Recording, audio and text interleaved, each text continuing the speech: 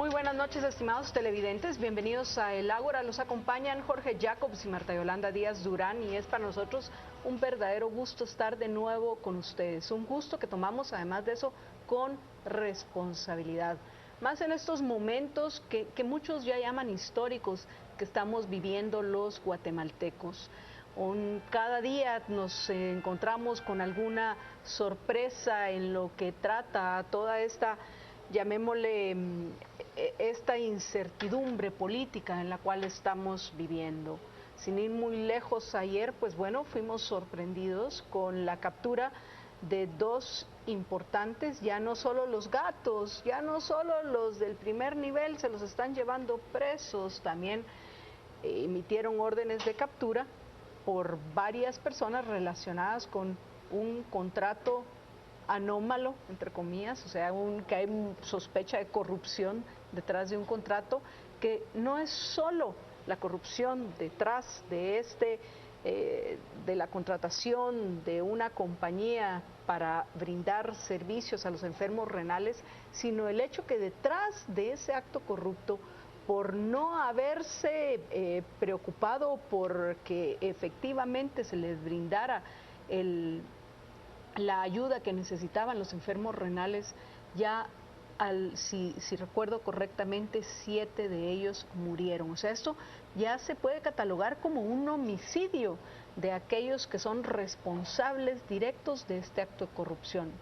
Interesante es que a quienes se llevaron preso fue a quien ha sido la mano derecha del presidente Otto Pérez Molina, quien ha sido gran amigo de él de tiempo atrás, su secretario privado que durante la época de campaña le llevaba la agenda. El presidente hasta ayer del Instituto Guatemalteco de Seguridad Social del ICS, Juan de Dios Rodríguez. También preso se fue el presidente del Banco de Guatemala. ¿Por qué? Por ser parte de la junta directiva del Instituto Guatemalteco de Seguridad Social. Julio Roberto Suárez Guerra. 16 personas en total por las cuales se emitió una orden de captura y probablemente más vamos a conocer en el transcurso de estos días.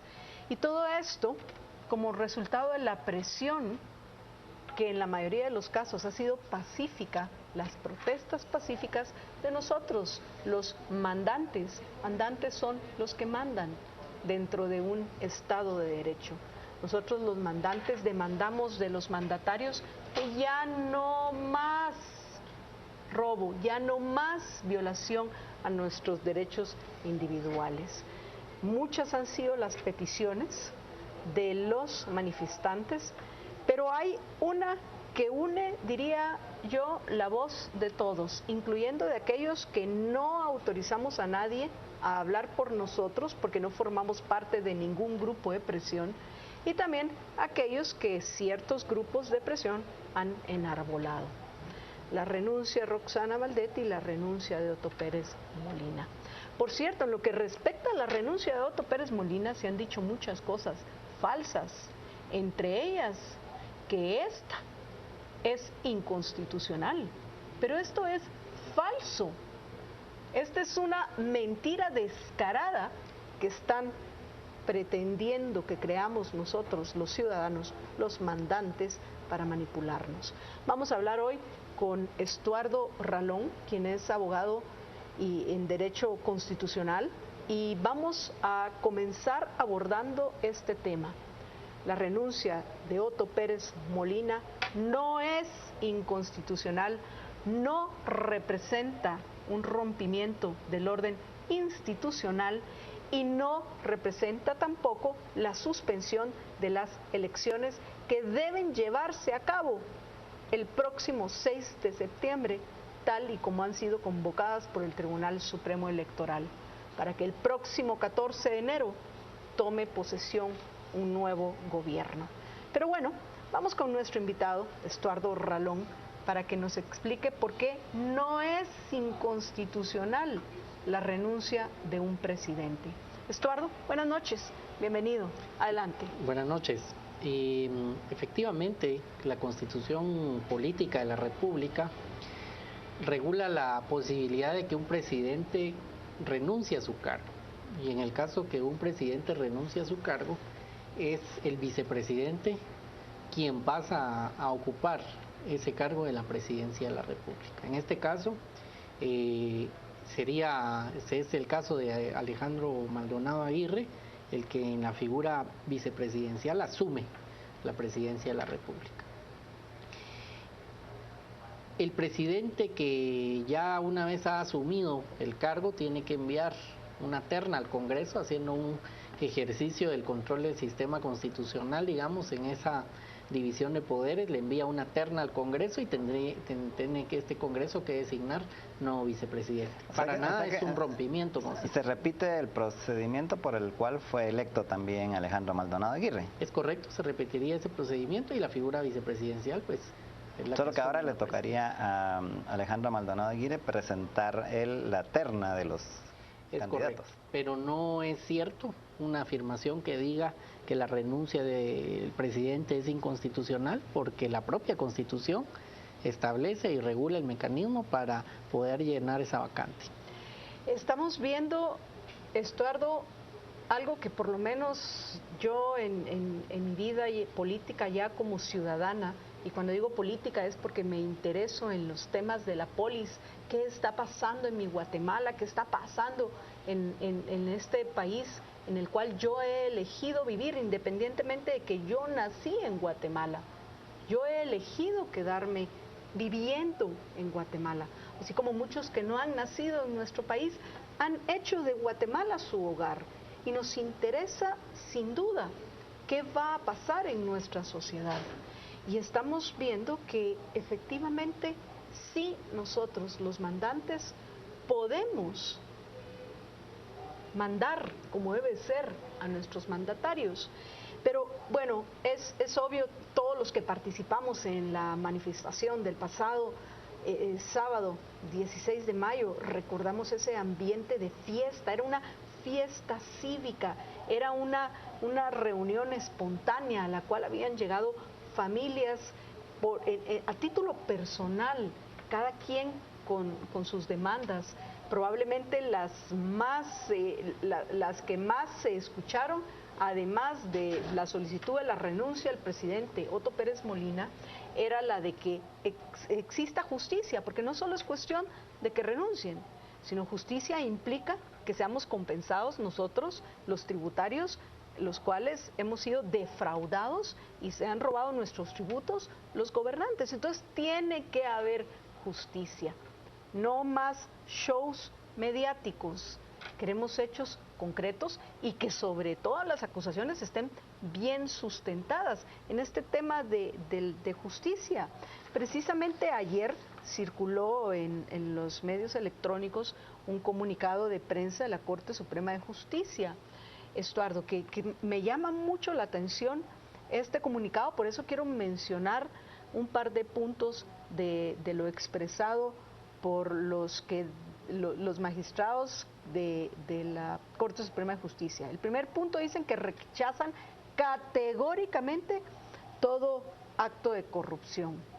En el segundo punto dicen que respetan la independencia judicial y el correcto actuar de sus jueces y magistrados, exigiendo a las entidades involucradas el mismo respeto y estricto apego a la ley, instándoles a que las acciones procesales se desarrollen en el órgano jurisdiccional y no por otros medios. Me imagino que aquí se están refiriendo específicamente a los medios de comunicación, que el juicio se debe de llevar a cabo dentro de los tribunales, aunque nosotros como mandantes también tenemos todo el derecho de cuestionar la forma en la cual los jueces, que también son mandatarios, están llevando a cabo su tarea. Pero interesante es esto, el tercer punto, que los órganos jurisdiccionales resuelvan de acuerdo a la calidad de los elementos probatorios que se les presenten. Y finalizan diciendo que no van a tolerar injerencias como pleno o a nivel de sus miembros de ningún otro organismo de Estado o autoridad, velando en todo momento por el respeto al debido proceso y demás garantías constitucionales. Este es un comunicado de prensa durísimo, porque no necesitamos ni siquiera leer entre líneas, es explícito el cuestionamiento que otros también hemos hecho en lo que respecta a cuán sólidos y bien presentados están los casos en contra de los acusados de corrupción, porque no me cabe duda que en este caso, al menos el refrán de cuando el río suena, piedras lleva, va a aplicar a este caso. Pero el punto al final es que sean bien presentados, no sean para que luego se echen culpa los señores del Ministerio Público y la CICIG y los jueces mutuamente. No, la culpa fue tuya porque no presentaste bien el caso, la culpa fue tuya porque te vendiste. Repito, un comunicado que hay que ponerle atención, porque ¿qué nos están diciendo los magistrados de la Corte Suprema de Justicia?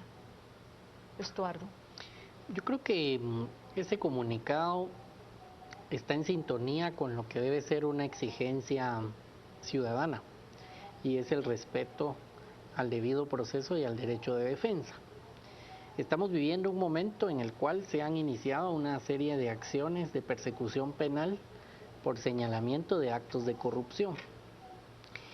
Tanto en el caso de la línea como el caso del contrato del Seguro Social, y uno como ciudadano esperaría que continúen investigaciones y se continúe haciendo una depuración del sistema, y si es necesario iniciar acciones penales, se inicien, y si es necesario pues realizar algunas capturas, que también se hagan.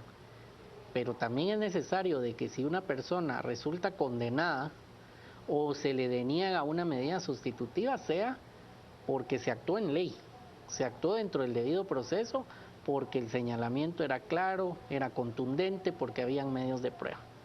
Es decir, un aspecto es la percepción en los medios o la percepción que los medios generan en la ciudadanía de una sed de que se haga justicia, y otra es el planteamiento técnico de los casos, y uno esperaría que vayan lo mejor sustentado posible para que alguien que no haya cometido alguien que haya cometido una ilegalidad, pues tenga una certeza de castigo, y no por un caso mal planteado un culpable salga libre. Que es de hecho de lo que que han adolecido muchos de los casos que ha presentado la CICIG en el pasado. Es correcto, en el pasado ha tenido eso, pero lo que iba a decir es que tan malo es para la justicia que salga libre alguien culpable como que quede en prisión un inocente.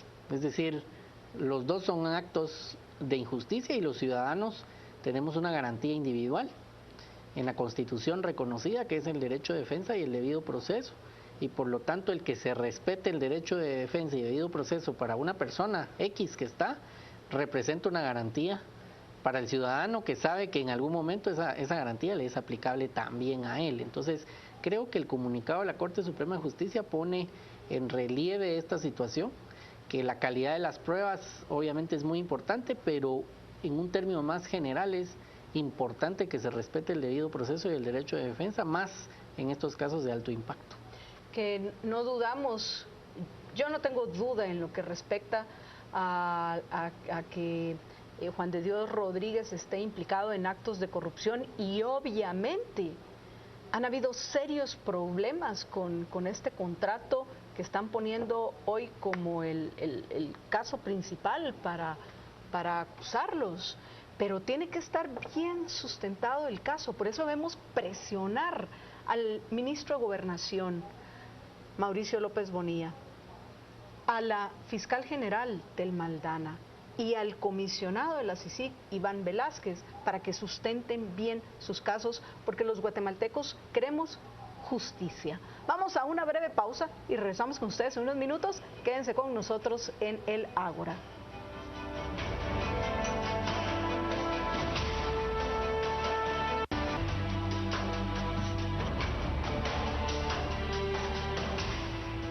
Estamos de regreso en el Ágora. Los acompañan Jorge Jacobs y Marta Yolanda Díaz Durán, y nuestro invitado hoy es el abogado en Derecho Constitucional Estuardo Ralón, con quien estamos reflexionando sobre los hechos recientes en nuestra querida Guatemala.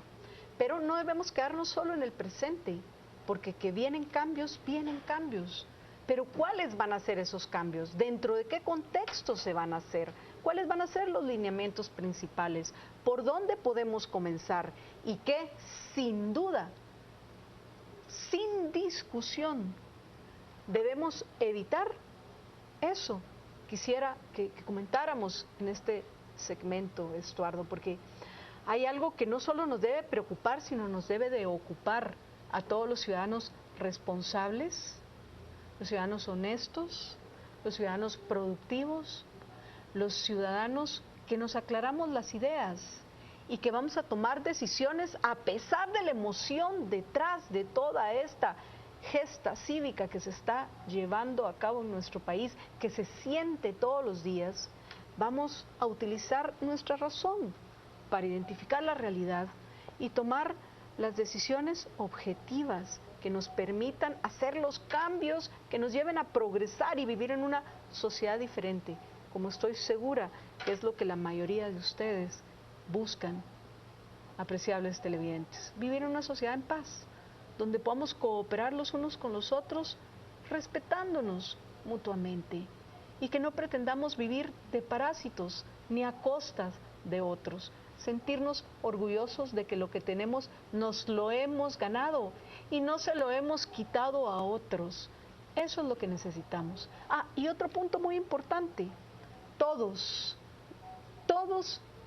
los involucrados en actos de corrupción, claro, aquí tenemos que separar lo que es un acto de corrupción de lo que han sido el grupo de personas que han sido extorsionadas durante años por este sistema intervencionista, colectivista, estatista, que es el que priva en nuestro país. Pero todos aquellos que han participado en actos de corrupción, no importa a qué grupo de presión pertenezcan, deben de pagar las consecuencias de sus acciones y deben de compensar a sus víctimas para que haya justicia.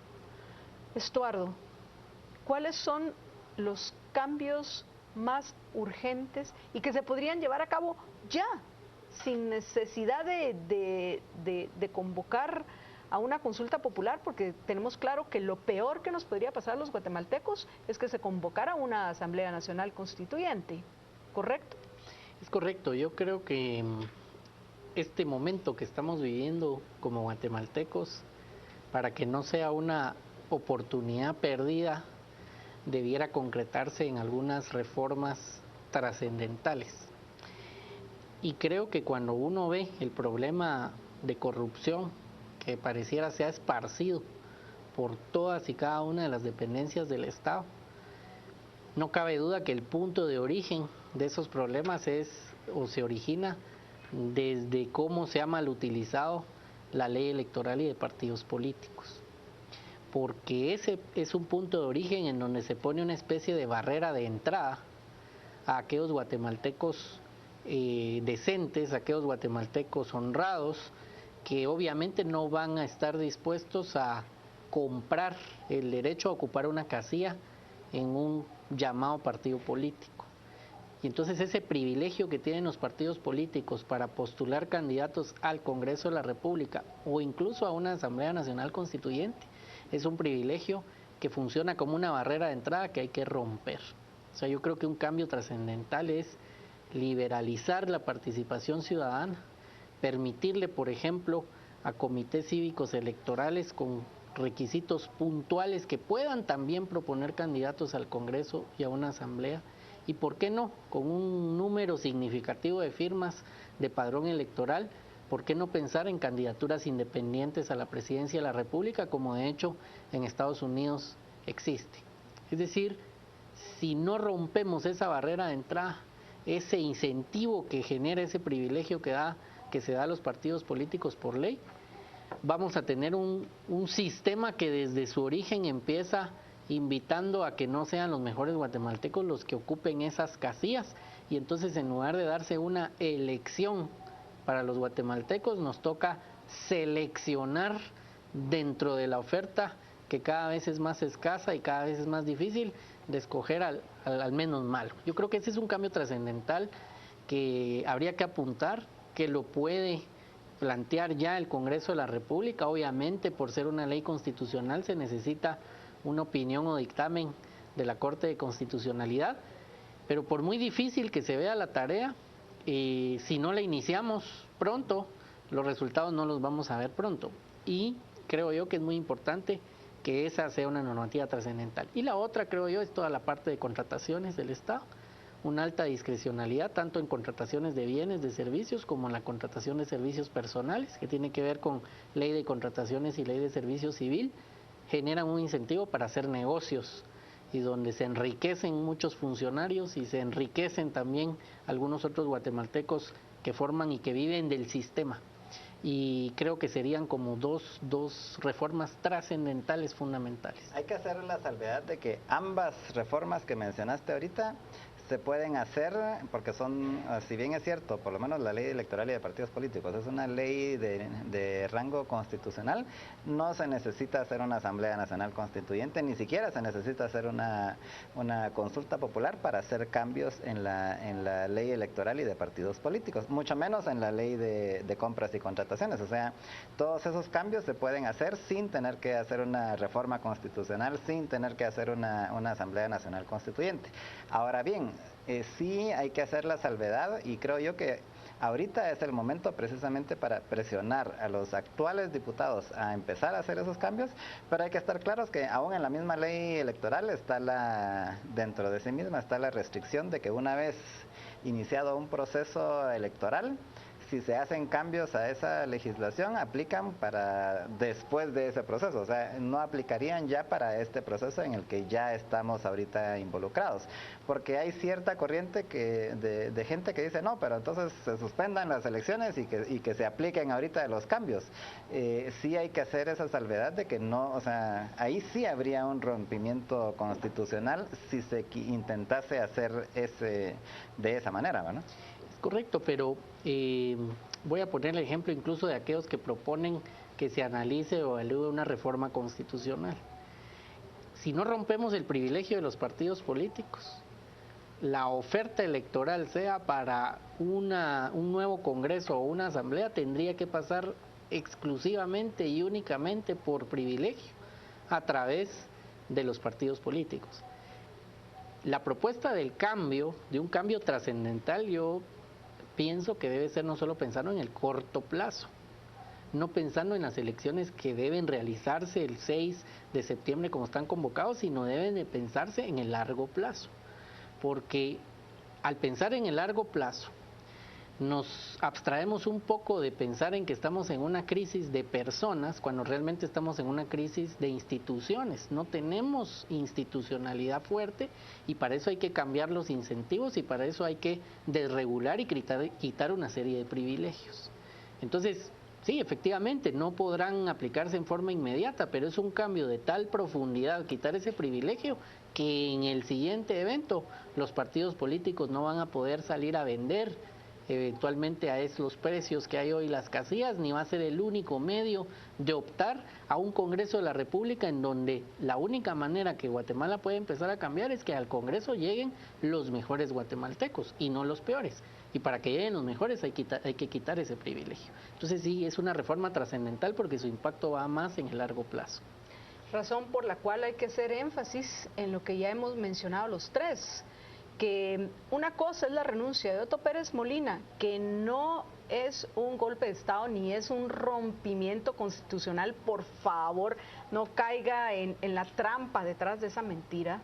Y otra es esas reformas que se pueden hacer aunque tengan efecto en las siguientes elecciones, pero que las elecciones del próximo 6 de septiembre se tienen que llevar a cabo. Hay ya en algunos partidos pequeños donde, pues bueno, como no tienen opción realista de llegar a la presidencia, pues se están preocupándose un poco más con quiénes van a ser algunos, no digo todos, pero algunos de los que van a integrar sus planillas.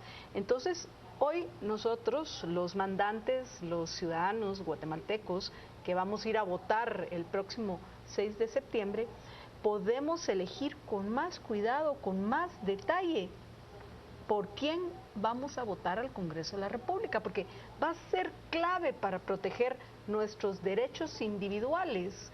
Cómo quede integrado el próximo Congreso. Eso tengámoslo presente, porque es la decisión más importante que vamos a tomar. Y el próximo 14 de enero debe de darse el cambio que corresponde para no venir y hacer de una vez, comenzar con un rompimiento hoy. Sería tremendo para el largo plazo, como bien lo dijiste, Estuardo. Sí, creo que el problema es de una magnitud tal que no son con medidas de corto plazo que se soluciona. Incluso, o sea, no, en el tema de contrataciones. No podamos esperar resolverlo de aquí a enero del año entrante. Es correcto. Cuando tenemos un problema que se ha venido acarreando por décadas, pensar que lo vamos a resolver de aquí a 6 meses por una propuesta mágica que se apruebe en el Congreso o se apruebe en una mesa y se resuelva, ¿no? Esto es un tema que nos va a costar tiempo salir, pero dando los pasos en el sentido correcto. Y uno de esos pasos será quitarle el privilegio a los partidos políticos, otro de esos pasos será transparentar todo el procedimiento de contrataciones de bienes, de servicios, de personas, y otro es los mismos regímenes que permitan ir depurando sistemas, como el propio sistema de justicia, como algunos otros mecanismos en los cuales gente que se haya quedado, digamos, de ejercicios anteriores simplemente vaya saliendo porque van ocupando el cargo guatemaltecos honrados con mayor capacidad. Es decir, tenemos que dar una serie de pasos en la línea correcta para ir avanzando. No es una sola solución y menos en meses que se soluciona el problema. Así que, apreciables televidentes, los guatemaltecos debemos de ser prudentes, objetivos, racionales y pacientes, pero no debemos bajar la guardia. Ha costado mucho que nos despertemos y asumamos nuestro papel de mandantes. Ahora vivámoslo y continuemos hasta que logremos hacer los cambios correctos, como bien dijo nuestro invitado, que necesitamos para que todos podamos progresar dependiendo de nuestras decisiones en el largo plazo. Muchísimas gracias por habernos acompañado de nuevo en el Ágora. Quiero invitarlos a que estén de nuevo con nosotros el próximo jueves a las 8 en punto por Canal Antigua. Cuídense muchísimo y, por favor, sean felices.